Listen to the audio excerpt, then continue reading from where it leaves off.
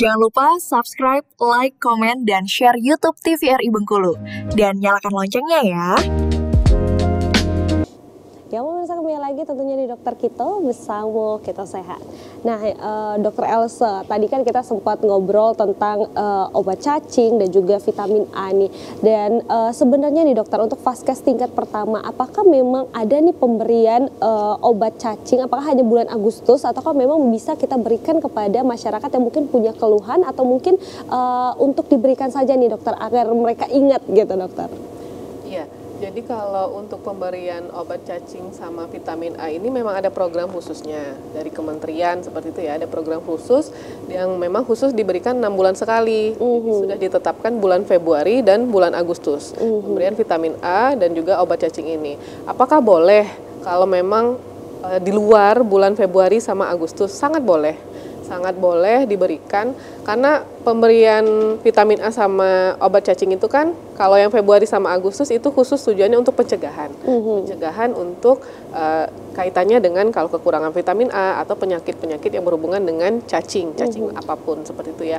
Nah, kalau memang dianya di luar itu berarti kan untuk terapi atau untuk pengobatan. Misal ada anak-anak datang dengan misalnya ibunya bilang, ini kok anak saya ini banyak makan tapi kurus, terus suka garuk-garuk di bagian anusnya, atau memang ibunya secara nyata melihat waktu dianya itu buang air besar ada terlihat cacing yang halus atau kecil-kecil, atau yang paling sering kan cacing kremi ya kalau untuk anak-anak seperti itu.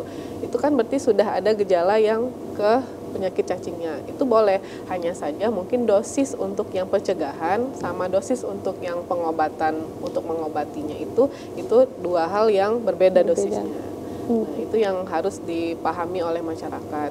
Dan alangkah baiknya itu tadi, posyandu itu rajin dikunjungi tiap bulannya, jadi mendapatkan info-info penting, karena kan bulan Februari sama Agustus itu banyak yang momen penting. Selain vitamin A dengan obat cacing, ada yang namanya bulan imunisasi anak sekolah. Jadi jangan males ya dok ya datang ke posyandu, ke puskesmas, karena sebenarnya itu adalah teman kita ya dok ya, untuk bisa mendapatkan informasi dan juga bisa untuk menjaga kesehatan kita dan keluarga tentunya. Baik dokter Wenti, silahkan dokter untuk kembali. Cacing ya. Oke, Agustus adalah bulan vitamin A dan obat cacing. Jadi sangat rugi ya kalau tidak mengunjungi posyandu. Oke, nah cegah cacingan pada anak. Ini tata caranya ya. Jadi kalau usia 12 sampai 23 bulan tadi setengah tablet aja. Satu tabletnya dipotong ya. Kemudian usia 2 sampai 12 tahun diberikan 1 tablet. Nah, obat cacing ini dapatnya di mana nih dok? Ada di posyandu ya, di puskesmas dan sekolah. Jadi kalau yang di sekolah, adik-adik tenang aja, di sekolahnya masuk setiap hari, nanti kami yang mendatangi ya. Nanti kita makan sama-sama ya. Kemudian kapan nih dok kalau nggak bisa minum obat cacingnya? Kalau anaknya demam atau sakit. Kenapa? Kita menghindari bias ya, menghindari adanya sebab akibat yang lain. Jadi lebih baik ditunda dulu kalau anaknya sedang demam atau sakit ya. Diminumnya sesudah anak makan ya. Nah, obat cacing ini akan diberikan setiap 6 bulan sekali. Itu adalah sebagai preventif atau pencegahannya, yaitu di bulan Februari dan bulan Agustus ya.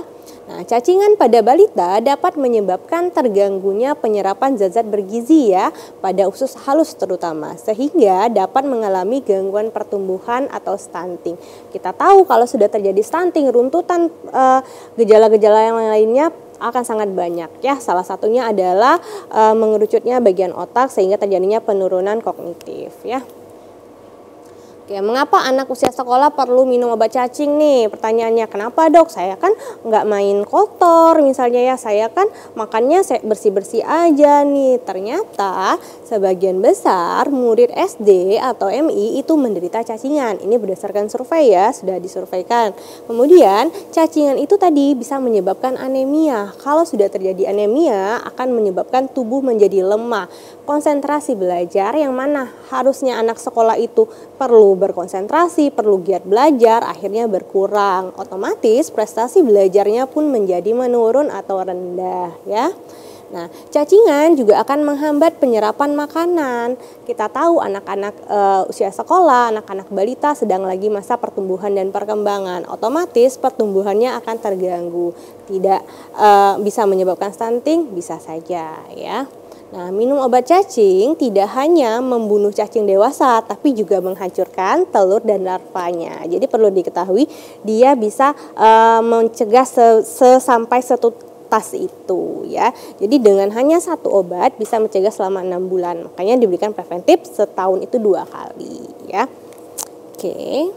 Nah, kalau gejalanya apa sih dok? Kalau misalnya makan obat cacing nanti saya mencret ya, saya pusing ya. Jadi kalau pemberian albendazole jangka pendek biasanya hampir bebas dari reaksi obat ya. Artinya gejala sisanya atau ikutannya itu sangat ringan ya.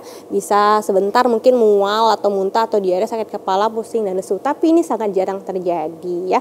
Kenapa sangat jarang terjadi? Karena kan kita pantau juga tuh ketika minum obat apalagi di sekolah, kita minumnya bersama. Jadi semuanya serentak minum obatnya, disaksikan langsung dengan guru-gurunya dan dengan tenaga kesehatan di sana. Jadi kalau ada yang bergejala pasti akan langsung ketahuan ya. Dan usahakan tadi minum obat cacing setelah makan. Jadi sarapan dulu baru minum obat cacing. Kalau yang belum sarapan gimana dok? Kita suruh makan dulu, makan roti dulu ya, atau makan telur dulu, atau makan sesuatu dulu. Supaya apa? Supaya gejala-gejala ringan tadi tidak terjadi. Kemudian kalau penanggulangan reaksi obatnya biasanya kita cukup istirahatkan ya. Mungkin dia panik atau mungkin biasanya refleks muntah itu karena anaknya tidak terbiasa minum obat. Nah itu sering terjadi itu.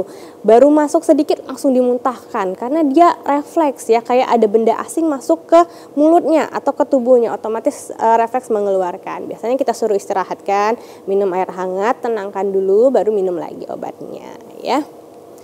Oke, jika terjadi diare bisa berikan Oralid. Bila bergejala lanjut, boleh kita rujuk ke puskesmas. Mungkin ada penyakit-penyakit lainnya atau perlu ditindaklanjutin ya.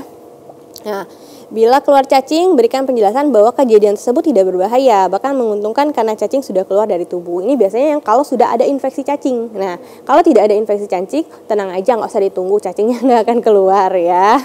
Ini biasanya kalau sudah ada cacingan sebenarnya ya. Tapi rata-rata insya Allah ya, semoga kejadian adik raya almarhum tidak terjadi lagi ya. Oke, apa itu penyakit cacingan? Ini kita masuk ya. Jadi cacingan adalah infeksi yang disebabkan oleh cacing dalam tubuh manusia yang ditularkan melalui tanah, baik dari telurnya maupun masuk ke dalam kulit langsung ya, ataupun dari makanan-makanan tidak matang atau tidak bersih. Itu juga bisa menyebabkan penularan infeksi cacing. Di Indonesia masih sangat tinggi. Itu terbukti dengan kejadian di Sukabumi kemarin ya. Kurangnya pemantauan, kurangnya pengawasan dan kurangnya edukasi bisa membuktikan bahwa infeksi cacing yang harusnya sudah harus diberantas di tahun 2025 loh ini ya, masih sangat tinggi ya. Bisa antara 2,5% sampai 62%. Angka 62% berarti lebih dari 50% ya. Itu berarti masih cukup tinggi ya. Terutama pada golongan penduduk yang kurang mampu dengan sanitasi yang buruk. Kenapa sih dok selalu dengan sanitasi yang buruk? Karena cacingnya itu tadi kan dari tanah ya. Kalau kita misalnya MCK-nya atau paritnya atau gorong-gorongnya tidak tersedia atau tidak layak, itu akan bisa menyebabkan cacing yang berkembang biak di mana saja dan gampang berbaur atau terkontaminasi dengan manusia. Ini contoh-contoh cacing yang sering menginfeksi tubuh manusia ya. Cacing tambang bisa menghisap darah.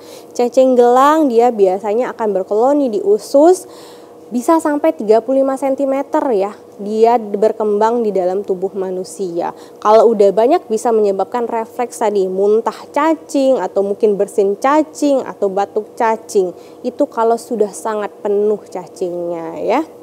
Kemudian cacing kremi ini yang paling sering biasanya di anak-anak yang sering garuk-garuk ya, garuk-garuk bagian duburnya ketika malam hari. Kalau kita lihat tuh ibu-ibunya sering lihat mungkin ya, kayak ini kelapa, parutan kelapa. Nah itu adalah salah satu cacing kremi ya. Bahaya nggak dok? Semuanya kalau tidak ditangani akan menyebabkan bahaya ya. Jadi memang ada beberapa jenis cacing ya yang sering ada di tubuh manusia gitu ya. Nah untuk ketiganya itu apakah cukup dengan satu obat cacing yang dokter bilang tadi albendazole ya tadi ya? Ataukah memang mungkin kita bisa beli nih dokter di apotek karena kan banyak ya jenis-jenis obat cacing, karena ada katanya nih dokter antara obat yang kita beli dan juga obat yang dikasih sama puskesmas itu berbeda katanya dokter. Nanti tapi dijawab setelah jeda berikut ini, tetap di Dokter Kita.